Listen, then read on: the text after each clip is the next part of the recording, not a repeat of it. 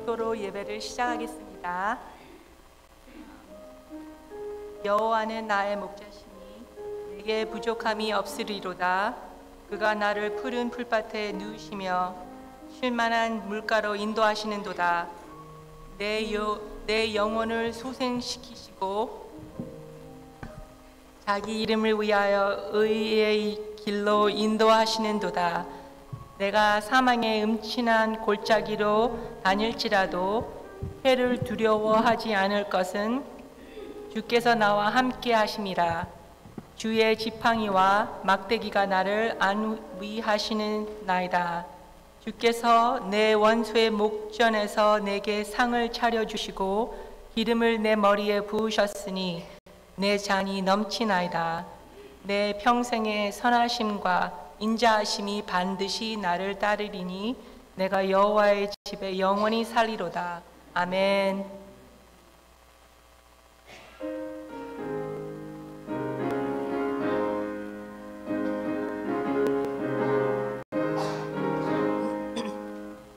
나의 생명 되신 주, 주님 앞에 나아갑니다.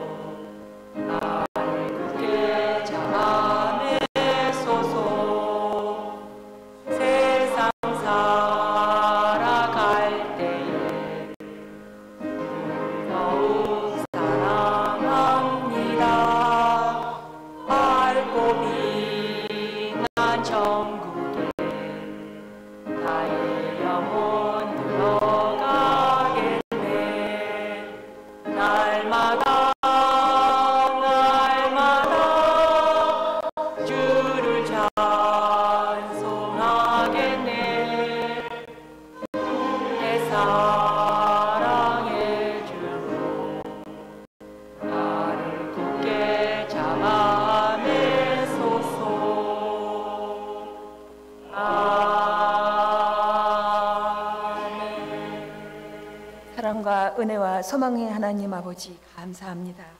저희들이 무엇이간데 주님 사랑하여 주시어서 하나님을 알게 하시고 주의 준에 불러 주시어서 하나님을 믿게 하시고 주의 자녀 삼아 주심을 감사드립니다. 주님의 전적인 택하심과 인도하심을 믿으면서도 하나님의 선하신 뜻대로 살지 못하였음을 회개합니다. 주의 자녀로서의 합당한 삶을 살게 하여 주옵소서. 하나님 아버지, 오늘 저희 맥클린 교회 여전도회가 2024년을 맞이하여 먼저 찬양과 예배와 기도로 시작하려 함을 감사드립니다. 아버지, 기뻐 받아 주옵소서. 저희 여전도회가 모두 함께 주의 선한 일꾼이 되어서 한 마음으로 교회를 돕고 섬기는 복된 주의 백성이 되게 하여 주옵소서. 세워주신 여전도회 회장님과 함께 하여 주셔서 주의 일을 하실 때 여전도에게 복을 주시고 올 한 해 계획하고 있는 모든 일들이 주의 뜻 가운데서 순조롭게 진행되도록 해주세요. 특별히 기도합니다. 오늘 새벽에 소천하신 박영일 장로님을 하나님 품에 안아주시고 권사님과 유가족분들에게 한없는 하늘의 위로가 있게 하여 주옵소서. 말씀을 전하시는 오중석 목사님과 함께 하시어서 귀한 말씀을 전하실 때 그 그 말씀이 우리 삶 가운데 나타나지도록 하여 주옵소서. 예수님의 이름으로 기도드렸습니다. 아멘.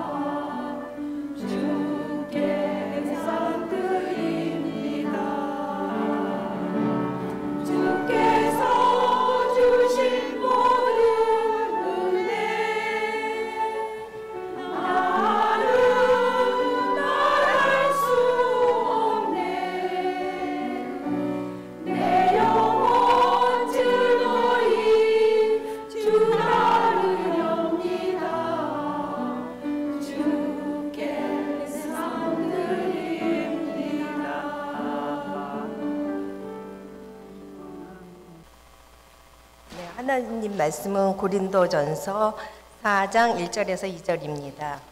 사람이 마땅히 우리를 그리스도의 일꾼이요 하나님의 비밀을 맡은 자로 여길지어다.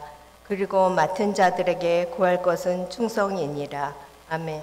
그러면 우리 오중석 목사님께서 나오셔서 말씀을 전하시겠습니다. 큰 박수로 웰컴해 주세요.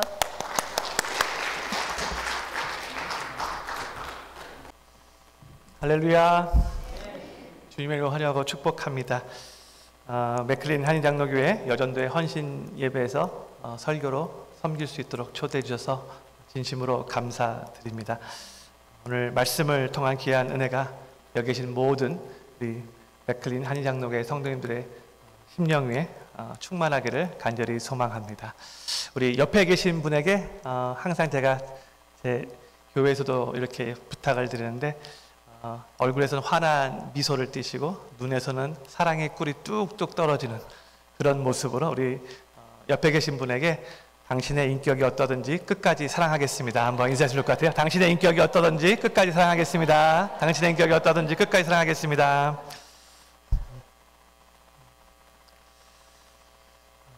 아주 충성스러운 개를 충견이라고 이렇게 부르죠. 한국에서 충견하면 보통 진돗개가 이렇게 생각이 납니다. 성도님들 혹시 진돗개 백구에 대해서 들어보신 적 있으신가요? 주인이 이 진돗개를 6년 정도 키우다가 주인 집이 좀 가난해졌고요. 또 가족 중에 하나가 암투병을 하고 있어서 입 하나 줄인다는 마음으로 대전에서 온 손님에게 이 진돗개를 30만 원에 팔았어요. 근데 이 팔려간 이 진돗개 백구가 7개월 만에 팔려갔던 그 대전에서 원래 주인이 살았던 진도 이 돈지 마을로 이렇게 거리가 한 300km가 되는데 그 먼 길을 먼저 이렇게 넘겨주시지 않으면 좋을 것 같아요. 제가 큐를 주면 넘겨주실 것 같아요. 예. 그 원기를 혼자 찾아서 주인 집으로 돌아온 거예요. 300km가 이렇게 되는데 본지 마을에 가면 돌아온 백구 기념비가 이렇게 세워져 있어요. 그리고 그 다음 사진을 보면은 이제 돌아온 백구상도 이렇게 있고요. 잠깐만요. 저는 그 오른쪽에 있는 분이 저 백구를 판 주인 엄마죠. 왜 저기 백구상에 이렇게 올라 있는지 모르겠지만 하여튼 백구상을 이렇게 만들었고 그 다음 페이지 보면 또 옆에 돌아온 진돗개 백구 어떻게 이렇게 돌아오게 됐는가. 대전에서부터 전주, 광주, 해남, 그 다음에 진도대교를 건너서 이렇게 진도까지 돌아왔다고, 이 300km 동안 이렇게 돌아왔다고 그렇게 사인판도 이렇게 달려져 있고요. 여기 자세히 보여주면 모르겠지만 한 번 주인이면 평생 주인. 그 글꼴로 이렇게 써여 있어요. 해병대 글귀가 생각이 나죠. 성도님들은 충성이라는 단어를 들으시면 제일 먼저 뭐가 생각이 나시는지요? 저는 군인들이 충성 이렇게 인사하는 것이 제일 먼저 생각이 납니다. 한국에서 충성이라는 단어를 군대에서 제일 많이 쓰는 것 같은데, 그래서 성경에서 충성이라는 단어가 나오면 한국 사람들은 원래 이 단어가 갖고 있는 성경적인 그 의미보다는 약간 다르게 이해한다고 생각이 들어요. 한국에서 충자를 사용하는 단어들을 보면은요, 예를 들어서 충성, 또 충견, 충심, 충복 이런 등의 단어들이 있는데, 공통된 특징이 뭐냐면 아랫사람이 윗사람을 대할 때 사용한 단어들이죠. 윗사람이 아랫사람을 대할 때는 이 충성이라는 단어를 사용하지 않아요. 우리 아버지는 나에게 참 충성스러우셔, 혹은 우리 하나님은 우리에게 참 충성스러운 하나님이시지, 이런 말 쓰지 않잖아요. 왜냐하면 한국말 이 충성이라는 단어에는 복종의 의미가 담겨져 있기 때문에 그렇습니다. 그런데 원래 성경에서 이 충성이라는 단어를 영어로 보면 faithful이라고 번역됐는데, 또다시 한국말로 직역하면 신실하다라는 그런 의미를 갖고 있는 거예요. 성경은 우리 하나님에 대해서 설명할 때에도 동일한 단어를 사용해요. 신실하다, faithful하다. 우리 신실하신 하나님 찬양 많이 하잖아요. 하나님은 변함없이 우리를 신실하게 인도하시는 분이세요. 영어로도 Our God is faithful to us, 그렇게 말을 하고 있죠.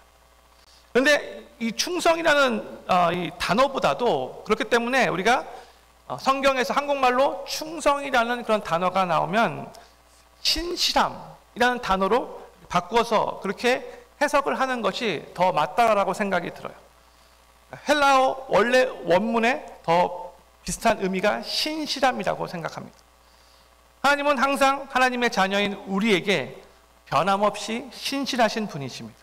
그리고 우리를 창조하시고 우리를 구원하시고 우리를 변함없이 신실하게 사랑하시는 그 하나님이, 하나님을 믿고 섬기는 우리에게 또 기대하는 것이 무엇인가? 바로 신실함이에요. 신실하신 하나님이 우리들에게 신실함을 기대하신다는 거죠. 오늘 본문 말씀인 고린도전서 4장 1절이 이렇게 말씀합니다. 사람이 마땅히 우리를 그리스도의 일꾼이요 하나님의 비밀을 맡은 자로 여길지어다. 우리가 예수님을 믿는 우리 크리스찬들이 이 그리스도의 일꾼이고 또한 하나님의 비밀을 맡은 자가 된 걸로 여기래요. 하나님의 비밀을 맡은 자, 이게 뭘 의미하는 걸까요? 이 말은 먼저 복음을 듣고 그 복음의 의미를 깨달아서 구원받은 성도가 되었다면, 이제는 먼저 깨달은 그 복음의 비밀을 아직 깨닫지 못한 다른 사람들에게 알려줘야 하는 사명자가 되었다는 거예요. 또 모든 크리스찬들은 다 본인이 원턴 원치 않던 하나님의 복음의 비밀을 맡은 사명자가 된 겁니다. 저를 한번 큰 소리로 따라해 주시면 감사하겠습니다. 나는 하나님의 복음의 비밀을 맡은 사명자입니다. 아멘이십니까? 아멘. 네. 그런데 이 하나님의 복음의 비밀을 맡은 우리에게 하나님께서 기대하는 것이 무엇인가? 바로 그 다음 구절인 고린도전서 4장 2절이 그리고 맡은 자들에게 구할 것은 충성이니라 말하고 있어요. 하나님은 우리들에게 복음의 비밀을 맡은 우리들에게 충성을, 신실함을 기대하신다고 우리들에게 알려주고 있어요. 그래서 저는 오늘 하나님께 이 여전도의 헌신 예배를 드리면서 어떠한 삶이 주님 앞에서 충성스러운 신실한 삶인가 같이 한번 말씀을 통해서 생각해 보기를 원하고 여전도의 헌신 예배로 이렇게 하나 올려드렸는데 여전도에 속하신 우리 모든 분들이 그리고 이 설교를 들으시는 모든 성도님들이 더욱더 하나님께 신실한 삶을 살게 되기를 소망하는 마음으로 하나님 말씀 증거하도록 하겠습니다. 어떠한 사람이 신실한 사람인가? 신실한 사람은 끝까지 변함없이 성실한 사람입니다.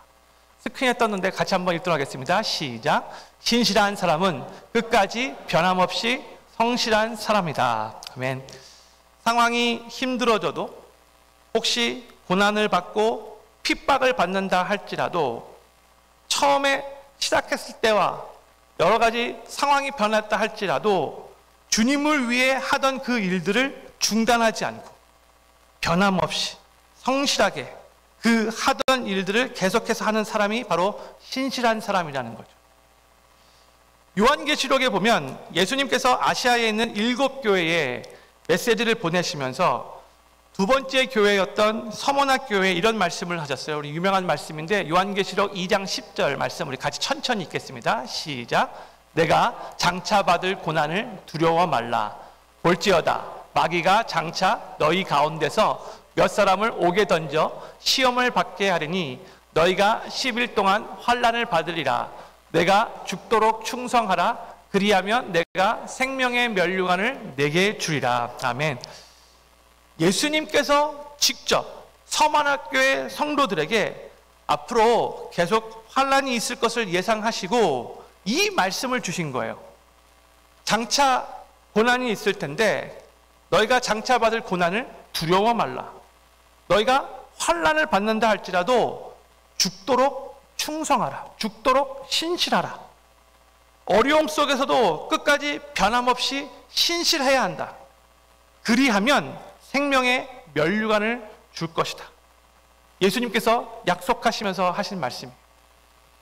이 세상에서 하나님의 말씀대로 살려고 하고 의롭게 살려고 하고 경건하게 살려고 하면 고난이 있고 또 핍박이 있을 수밖에 없어요. 성경의 가르침이에요. 죄악이 관영한 이 세상에 여전히 우리가 살고 있기 때문에 우리는 고난을 피할 수가 없어요. 그런데 이 세상에서 고난이 있고 핍박이 있다 할지라도 사람들로부터 예수님 안 믿는 세상 사람들로부터 왕따를 당한다 할지라도 우리는 계속해서 신실하게 우리 주님을 섬겨야 한다는 거죠. 이 말씀대로 살려고 하니까 삶이 참 많이 힘드네. 세상 사람들이 은근히 나를 왕따시키려고 하네. 와, 내가 주님의 말씀에 순종을 하려고 하니까 야, 나에게 불이익이 있겠네. 그럴 바에는 그냥 대충대충 세상 사람들과 비슷하게 그냥 쉽게 살면 안 될까? 이런 생각을 해서는 안 된다는 거죠. 주님 앞에 신실한 모습이 아니라는 거예요. 우리 신실한 주님의 종들은 작은 일도 항상 죽게 하듯 최선을 다해서 어떠한 고난이 있다 할지라도 이것이 내가 주님께 한다는 그런 자세로 항상 그 일을 해야 한다는 거예요. 주님이 다 보고 계시고 결국 내가 하는 일은 주님이 받으시는 일이기 때문에 그런 거죠. 제가 캘리포니아 북가주에서 전도사로 사역을 했을 때 이런 일이 있었어요. 약 26년 전이었는데 그 북가주에서 청년들이 이제 연합하여 약 300명 정도를 목표로 삼고 수련회를 준비하면서 아주 유명한 강사 목사님을 남가주 LA에 있었던 어느 큰 교회에서 이렇게 초대를 했어요.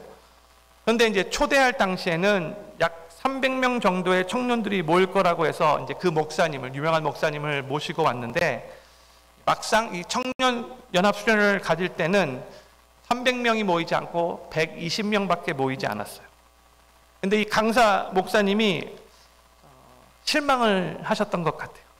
원래는 2박 3일 동안 말씀을 전하기로 하셨는데 딱 1박 2일만 말씀을 전하시고 그냥 수련회 중간에 내려가셨어요. 저는 그 당시에 이제 신학 공부를 거의 끝마칠 그런 무렵이었는데 젊은 목회자로서 참 많이 실망했어요. 그리고 속으로 그때 결심을 했어요. 나는 앞으로 절대 저런 목회자가 되지 말아야겠다. 분명히 원래 예상했던 숫자보다 훨씬 더 적게 왔기 때문에 실망스러웠던 것은 당연한 생각이라 들어요. 그러나 하나님이 절대 원하시는 모습은 아니죠.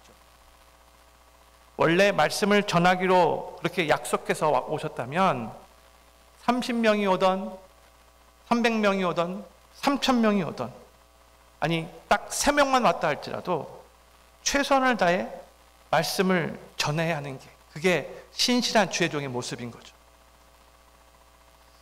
우리의 섬김의 현장에서도 실망스러울 때가 종종 있어요. 아니 많이 있어요. 그러나 그럴 때에도 우리는 그 모든 섬김을 사람에게 한다고 생각하기보다 우리 주님께 한다고 생각하면서 항상 최선을 다해 해야 되는 거예요. 내가 지금 이 섬김을 비록 이 사람을 대상으로 하고 있지만 나는 결국 내 주님께 나의 섬김을 드리는 겁니다. 이런 자세로 해야 한다는 거죠. 성도님께 질문 하나 드리고 싶어요. 하나님을 섬길 때 교회에서 이제 여러 많은 그런 섬김의 현장에서 섬길 수 있는데 큰 일이 쉬울까요? 작은 일이 쉬울까요? 속으로 한번 답변해 보세요. 큰 일이 쉬울까요? 작은 일이 쉬울까요? 큰 일은 사람들이 알아주고 또 스팟라이트도 받게 되고 또 종종 수고한다라고 또 박수도 받아요. 이런 관점에서 본다면 큰 일을 하는 것이 작은 일보다 더 쉽다고 생각이 들어요. 작은 일은 별로 박수도 받지 못하고 또 사람들이 별로 고마워서 알아주지도 않아요. 우리 여전도에 속해 계신 우리 여자 성도님들 집에서 밥하고 요리하고 설거지하는 일 누가 박수 쳐주나요? 집에서 막 애들이 밥 달라고 막 이렇게 아우성 쳐요. 그래서 열심히 이렇게 음식을 만들어 줬는데 그러면 또 아이들이 아주 고맙다라고 박수 칩니까? 알아주지도 않지. 당연히 한 거 해준 거라고 이렇게 생각하죠. 그리고 밥 먹고 나서 별로 고맙단 말도 하지 않아요. 어떨 땐 또 밥투정도 하죠. 작은 일에는 박수도 없고 또 감사도 없기 때문에 어떨 때는 알아주지도 않기 때문에 작은 일이 큰 일보다 더 힘들다라고 생각이 들어요. 그런데 하나님께서 저 사람이 진짜 올바른 태도를 가졌는가, 저 사람은 정말 신실한가를 확인하실 때 그 사람이 큰 일을 할 때 보실까요? 아니면 작은 일을 할 때 보실까요? 작은 일을 할 때 보시겠죠. 하나님은 이 작은 일, 사람들이 알아주지도 않는 일, 사람들이 박수 쳐주지도 않는 일을 할 때에 그때의 우리의 그 태도에 성실함이 있는지 최선을 다하고 있는지 그걸 보시고 그 다음에 또 다른 일들을 맡기시는 거예요. 탤런트 유명한 비유에서 예수님이 이런 말씀을 하셨어요. 마태복음 25장 21절이에요.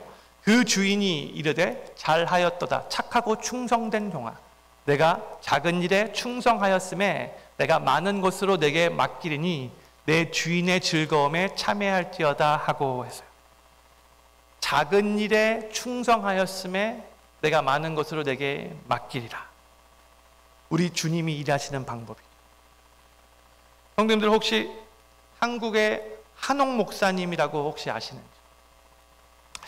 이분은 한국에서 리더십의 대가로 그렇게 통합니다. 미국에서 UC 벌클리 대학교를 나오시고 또 미국에서 신학대학원까지 다 나오시고 1.5세로 미국에 사시다가 서울 온누리교회에서 부목사로 섬기셨던 분이세요.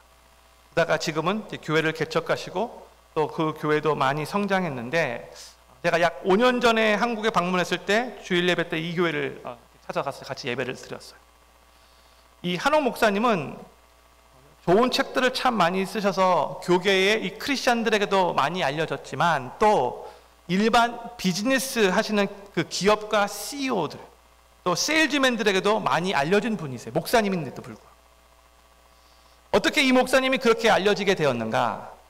예전에 이 온누리교회 부목사님들 6명이 북클럽을 만들어서 책을 같이 읽고 이제 한 목사님씩 돌아가면서 자기가 읽은 책 발표하기로 했어요. 그러니까 모든 목사님이 다 그 책은 읽어야 되지만 자기가 발표하는 책들이 이렇게 있는 거죠. 쭉 돌아가다가 이제 한원 목사님이 발표할 차례가 된 거예요. 책 읽고 다른 5명 목사님들에게 발표하는 거, 그 뭐 별로 어렵지 않겠죠. 근데 이분이 그 발표를 위해서 최선을 다해 하고 싶어서 밤을 새며 파워포인트도 만들고 다른 목사님이 안 하셨던 것들 최선을 다해 해가지고 발표를 준비했어요. 그리고 5명의 다른 목사님들 앉혀놓고 앞에서 파워포인트 사용하면서 40분 넘게 열정적으로 발표를 합니다. 근데 그 발표를 본인이 할 때는 전혀 몰랐는데 발표가 끝나고 나서 그때 온누리교회 담임 목사님이셨던 하영조 목사님께서 몰래 뒤에 숨어서 듣고 있다는 것을 알게 되었어요. 북클럽이 끝나고 나가는데 하영조 목사님이 한원 목사님에게 와서 어깨를 툭툭 치시면서 오늘 참 좋았어. 이렇게 한마디를 하고 가시더래요. 그 교회의 부목사인데 담임 목사, 아주 유명한 담임 목사님께서 그 말을 하시니까 참 기분이 좋았겠죠.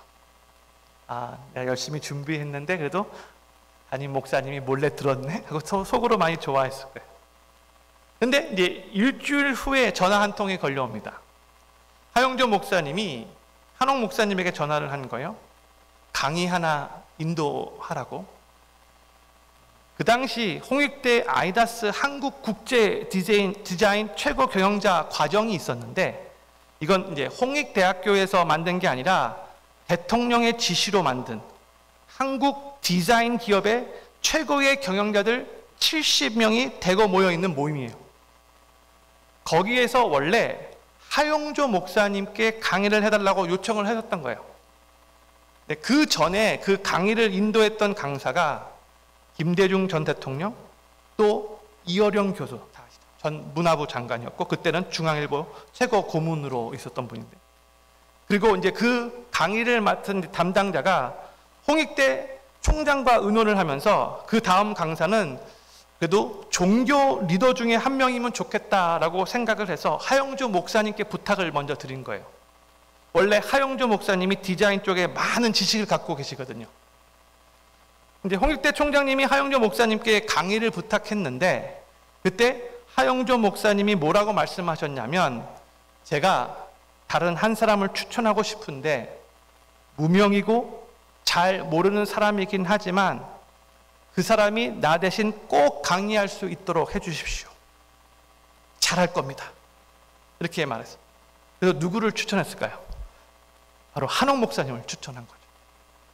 그 말을 듣고 홍익대 총장님과 강의 담당자 2분이 잠을 못 잤대요. 올바른 결정인가? 이거 무명의 목사인데 하영조 목사님 정말 잘 알려진 목사님이면 이거 뭐 한옥 목사? 이거 아무도 모르는 목사인데 잘할 수 있을까? 많이 걱정이 됐었다 그러죠.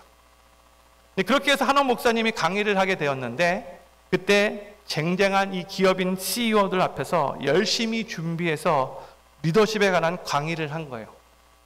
그리고 나서 그 강의 내용을 토대로 책을 출판했는데 한국에서 베스트셀러가 된 거인들의 발자국이라는 책으로 출판이 된 거예요. 그리고 한옥 목사님은 그 강의와 그 책 때문에 널리 알려지게 되었죠. 그러면서 기업에서 크리스찬 기업이 아니고 일반 기업에서도 리더십 세미나가 있을 때마다 이 한옥 목사님을 초대해서 부르는 거예요. 강의 내용이 너무 좋으니까 그 원리가 크리스찬 밸류이면서도 꼭 기업에도 필요한 내용들을 그렇게 강의하시니까 계속해서 이 한옥 목사님 여기저기 기업에서 부르게 된 거예요. 그리고 조선일보 역사상 최초로 1년 동안 CEO 클럽글을 연재하게 된 목사가 돼요. 최초의 목사예요. 그래서 한옥 목사님은 교계에서 교인들에게도 잘 알려진 목사가 되고 또 세상의 기업인들 속에서도 잘 알려진 리더십 강사가 되었어요. 그런데 어떤 계기로 이렇게 시작이 되었는가? 6명 모이는 목사 북클럽에서 책 읽고 발표할 때에 굳이 그렇게까지 할 필요가 없었는데 파워포인트까지 만들어가지고 정말 최선을 다해 밤새 준비한 거, 그거 하고 사실 5명 앉혀놓고 그렇게 열심히 밤새면서 준비할 필요가 있을까요?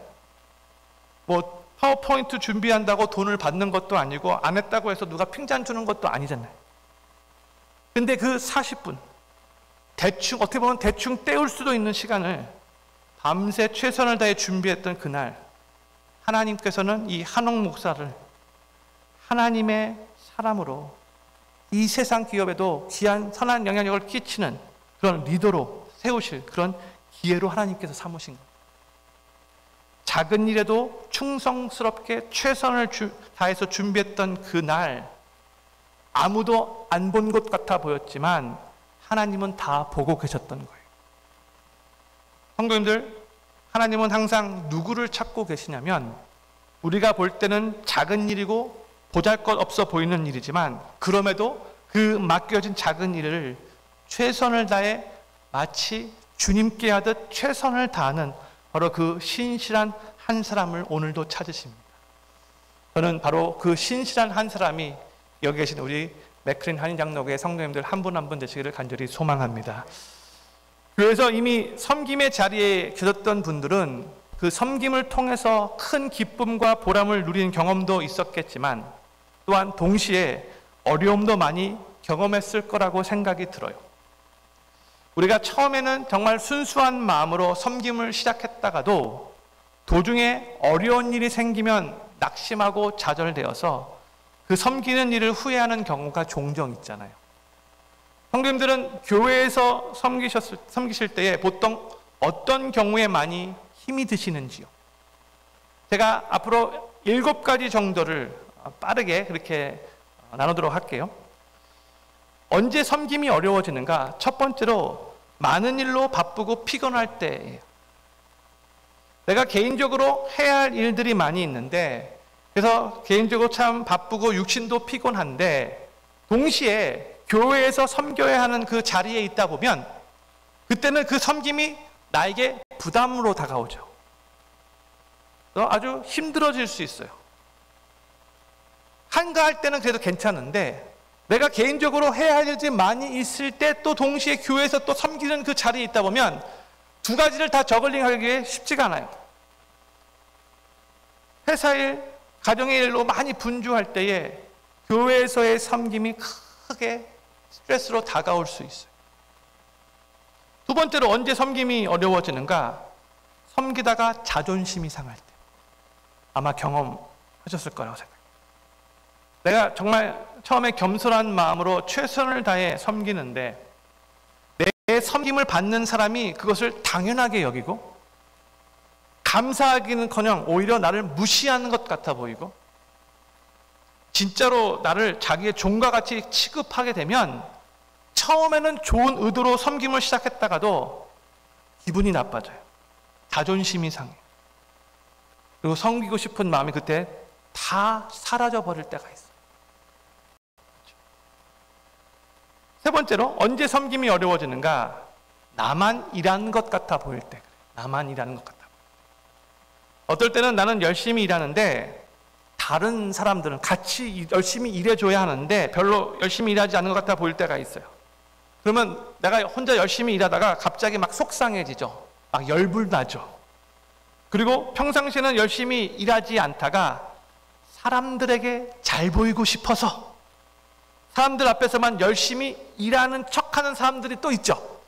그렇죠? 지금 그 사람 쳐다보면 안 됩니다. 있어요. 분명히 있어요. 교회에 있어요. 꼭 있어요. 공주가 있어요. 그런데 어떨 때 이럴 때 우리가 무엇을 기억해야 하는가? 나만 일하고 있는 것 같아 보일 때에도 분명히 나만이 아니라 또 다른 사람도 일하고 있다는 것 생각해야 돼요. 또 무엇보다도 우리 하나님이 다 보고 계시다. 우리의 그 섬김에 맞춰서 하나님이 다 기억하셨다가 결국 상 주실 거라는 거.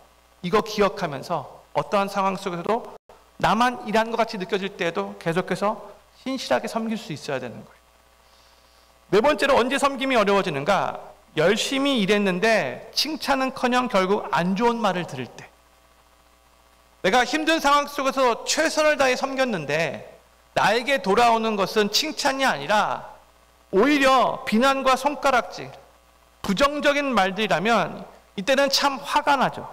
억울해요. 특히 그 비난이 정말 올바른 비난이면 오케이 받아들이겠어요. 그런데 이게 올바른 비난도 아니에요. 오해로 인한 잘못된 비난이에요. 그럼 그때부터는 정말로 섬기고 싶은 마음이 싹 다 사라져 버립니다. 야, 내가 이 말을 들으려고 이렇게 열심히 섬겼나? 차라리 안 섬기고 이런 말 안 듣는 게 훨씬 더 낫겠다. 이런 생각이 들게 되죠. 그렇죠? 어떻게 이게 잘 알아요? 저도 다 경험해봤으니까. 그렇죠? 다섯 번째로 언제 섬김이 어려워지는가? 함께 일하는 사람들과 갈등이 생길 때 힘들어져요. 그렇죠? 함께 일하는 사람들과 하나 되지 못하고 마찰이 생기고 서로 부딪히게 되면 그때는 그 관계의 문제 때문에 섬기기가 더 힘들어져요. 아마 많이 경험하셨을 거예요. 그렇기 때문에 함께 일하는 사람들과 좋은 관계를 유지하여 하나 되어 함께 섬기는 것이 너무나 중요해요. 여섯 번째로 언제 섬김이 어려워지는가? 채워지는 은혜 없이 계속 섬기기만 할 때. 우리 하나님께로부터 계속해서 은혜와 능력을 공급받아야 하는데 공급받지 못하고 그냥 내 힘으로만, 내 의지로만, 내 혈기로만 섬기다 보면 육신적으로 번아웃 될 수밖에 없어요. 그러면 정말 섬김으로부터 기쁨과 보람을 느끼지 못하고 그냥 하는 일이 그냥 그저 노동건 같이만 느껴져요. 레이버 같이 느껴져요. 그래서 우리는 항상 내 힘으로 섬기지 않고 하나님의 은혜와 능력을 공급받아서 섬기도록 주님께 먼저 은혜와 능력을 체험받기 위해 기도하는 게 중요합니다. 마지막 일곱 번째로 언제 섬김이 어려워지는가? 오랫동안 섬겼는데 아무런 변화와 열매가 없을 때. 이때는 정말 밑 빠진 독에 계속 물 붓는 듯한 느낌이 들어요. 내가 많이 수고하고 희생했다 할지라도 만약 내 섬김으로 인해서 열매가 맺어지고 변화가 보이면 열심히 일하는 것에 대한 보람을 느껴서 더 열심히 하고 싶은 마음이 들어요. 그런데 계속해서 노력해도 아무런 열매가 보이지 않는다면 그때는 낙심이 되고 포기하고 싶은 생각이 들죠. 제가 여러분들께 이런 어려움에 대해서 계속해서 말씀드리는 이유가 뭔가? 이런 어려움들이 있으니까 이제부터 힘들면 섬기지 마라, 이런 의도로 말씀드린 것이 아닌 거 아시죠? 섬길 때 이런 어려움들이 있는 게 당연하니까 미리 마음을 준비해서 이런 어려움을 잘 대비하고 또 정말 섬기는 현장에서 이런 어려움들을 경험하게 될 때에 포기하지 말고, 이건 나뿐만이 아니라 모든 섬김의 현장에서 섬기는 자들이 다 경험하고 있는 거지, 그렇게 받아들이고 끝까지 신실하게 잘 섬기시라고 그렇게 이 말씀을 드리는 거예요. 어려움 속에서도 하나님만 바라보고 결국 하나님께서, 내가 아니라 하나님께서 열매 맺게 해주실 것을 믿으시고 나는 그저 하나님이 사용하시는 도구일 뿐이라고 생각하시며 하나님께로부터 힘과 격려와 위로를 받으시고 계속해서 주님이 섬기는 곳에 부르신 바로 그곳에서 계속 신실하게 잘 섬기시게 되기를 우리 구주 예수님의 이름으로 간절히 축복합니다. 갈라디아서 6장 9절 말씀 우리 같이 한번 읽도록 하겠습니다. 시작. 우리가 선을 행하되 낙심하지 말지니 포기하지 아니하면 때가 이름에 거두리라. 아멘. 선을 행할 때 낙심하지 말래. 이 말은 뭐냐면 선을 행할 때 낙심하게 되는 경우가 많이 있기 때문에 이 말씀을 하고 있는 거예요. 그 당시에는 참 힘들어도 우리가 포기하지 않고 계속해서 그 일을 하면 하나님께서 결국 열매 맺게 하실 거라는 거예요. 또 고린도전서 15장 57절 58절 말씀, 우리 주 예수 그리스도로 말미암아 우리에게 승리를 주시는 하나님께 감사하노니 그러므로 내 사랑하는 형제들아 견실하며 흔들리지 말고 항상 주의 일에 더욱 힘쓰는 자들이 되라. 이는 너희 수고가 주 안에서 헛되지 않은 줄 알미라. 아멘. 우리 섬김의 수고가 주님 안에서 헛되지 않은 줄을 알라고 권면하고 있어요. 우리 섬김은 아주 가치 있고 의미 있고 영광스럽게 우리는 더욱더 이 주님의 일, 섬기는 일에 힘써야 하는 거예요. 한국교회에서 오랫동안 신실하게 목회하신 존경받는 목사님을 뽑으라고 한다면 보통 한국교회의 사람들은 이제 주기철 목사님, 손양원 목사님, 한경직 목사님, 그리고 근래에는 옥하는 목사님을 이렇게 뽑아요. 삼일교회의 송태근 목사님이 옥하는 목사님이 살아계셨을 때에 그분과 대화하며 인터뷰를 한 적이 있었다고 해요. 여러 가지 질문을 하셨는데 질문 중에 하나가 뭐였냐면, 목사님, 평생 목회를 하시면서 목사님은 목회자로서의 행복이 뭐였습니까? 이게 질문이었어요.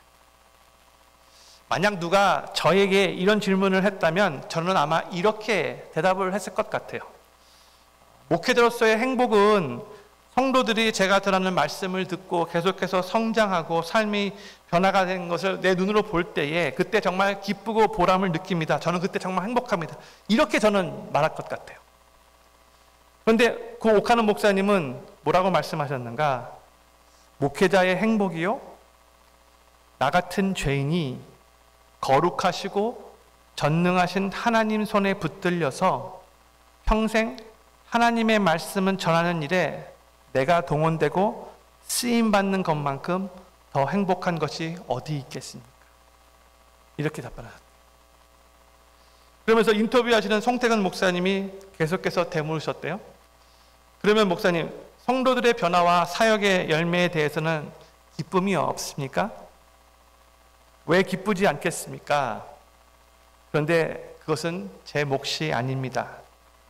만약 사역의 열매가 나타나지 않으면 어떡하려고요? 이렇게 말씀합니다. 저는 지금 여전도의 헌신 예배를 하나님께 드리고 있어요. 여기에는 그동안 교회를 헌신적으로 섬겨오신 분들도 계실 것이고 또한 앞으로 계속해서 교회를 헌신적으로 섬기실 분도 계실 텐데, 저는 이 옥하는 목사님이 하신 이 말씀이 정말 중요한 포인트라고 생각이 돼요. 어떤 일을 하든지 목사로 부름받아 쓰임을 받든지 아니면 장로로, 권사로, 집사로 쓰임 받든지 하나님께 부름받은 자가 나는 참 부족하지만 하나님의 손에 붙잡혀 영광스럽게 쓰임 받는다는 그 근본적인 기쁨보다도 사역의 열매나 다른 결과에 초점을 맞추며 사역을 하다 보면 만약 사역의 열매가 맺어지지 않을 때 그 섬김에는 금방 피로감이 오고 또 지치게 되고 또한 후회도 찾아올 수 있어요. 많이 경험하셨을 거예요. 하나님의 일을 하다 보면 당장 열매가 나타나지 않는 경우가 아주 많아요. 그렇게 쉽게 사람들이 변화되고 사역들의 열매들이 팍팍팍 맺혀진다면 아마 전 세계는 이미 다 복음화가 끝이 났고 예수님도 이미 수백 년 전에 재림하시고 우리는 하나님 왕국에서 지금 살고 있었을 거예요. 근데 사역을 하면서 열매를 맺게 되면 정말 너무 감사하죠. 그렇지만 당장 눈앞에 열매가 하나도 없다 할지라도 우리는 하나님만 신실하게 바라보면서 연약하고 부족한 내가 하나님의 일에 쓰임받고 있다는 그 사실 하나만으로도 행복과 기쁨을 가질 수 있어야 됩니다. 그리고 당장 열매가 없어도 우리의 수고는 절대로 헛된 것이 아닌 것을 기억해야 돼요.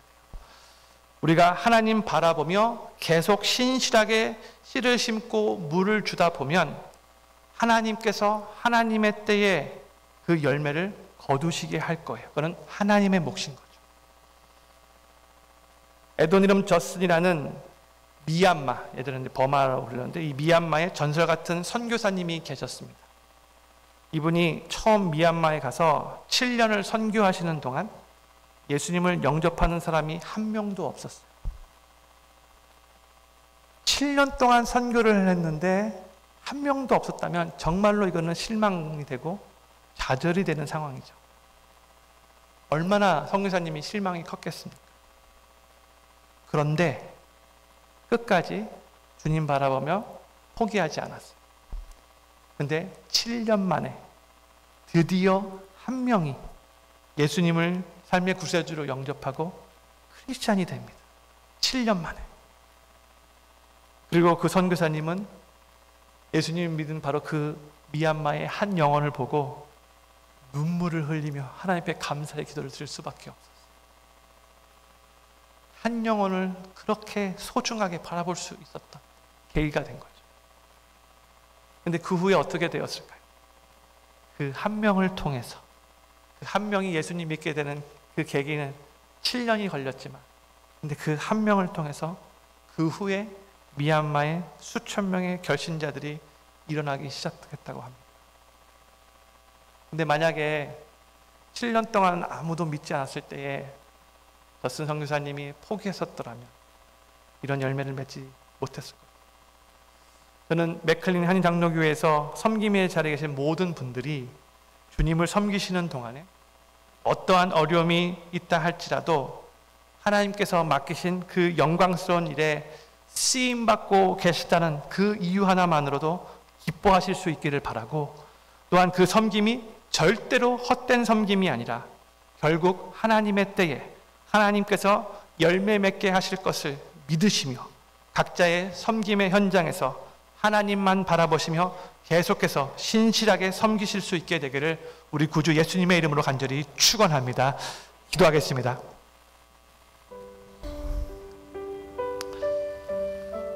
참 좋으신 하나님, 항상 변함없이 우리를 사랑하시는 신실하신 하나님, 복음의 비밀을 맡은 우리 사명자들에게 죽도록 충성하라고 명하시는 하나님, 하나님, 우리가 우리의 삶의 현장에서 또한 우리의 섬김의 현장에서 주님의 몸된 교회에서 맡겨진 일들을 그렇게 감당해야 될 때가 많이 있는데, 하나님, 바로 그때에 그 무엇보다도 주님께 신실하기를 간절히 소망합니다. 하나님, 상황이 힘들어진다 할지라도 변함없이 성실하게 최선을 다해 모든 일들을 주께 하듯 섬길 수 있도록 은혜 베풀어 주시옵소서. 여러 가지 많은 어려운 일들이 우리 섬김의 현장 가운데 있다 할지라도 그래서 포기하는 것이 아니라, 그럼에도 불구하고 정말 연약하고 부족한 죄인이었던 내가 구원받아 이제 하나님의 영광스러운 그 일에 쓰임받고 있다는 그 사실 하나만을 가지고도 하나님 앞에 감사하는 마음으로 최선을 다해 섬길 수 있도록 은혜 베풀어 주시옵소서.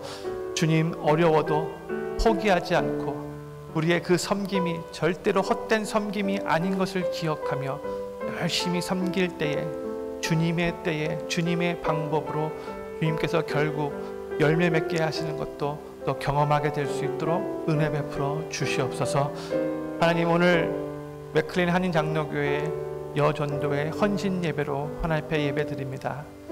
하나님, 정말 우리의 마음 가운데 우리의 삶을 주 앞에 드리는 온전한 헌신이 오늘 이 밤에 있게 하여 주시옵소서.